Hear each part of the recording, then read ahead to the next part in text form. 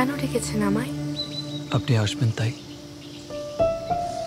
আপনি ডাকলে আমাকে আসতে হবে? মুখের ভাষা তো একটা উসিলা মাত্র। আমার অন্তর আপনাকে ডেকেছে,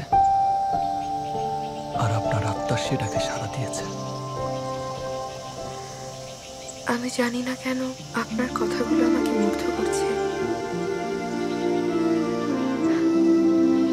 ওভাবে তাকাবেন না প্লিজ। যে আমি এই জীবনটাকে একরকম ভাবে সাজাতে চেয়েছিলাম, সেখানে সেখানে আপনার অদৃশ্য মায়ার হাতছানিতে দ্বিধান্বিত বোধ করছি। আমার মায়া মমতাহীনভাবে বেড়ে ওঠা একঘেয়ে জীবনে আপনি বৈচিত্র্যের আলো হয়ে এসেছেন।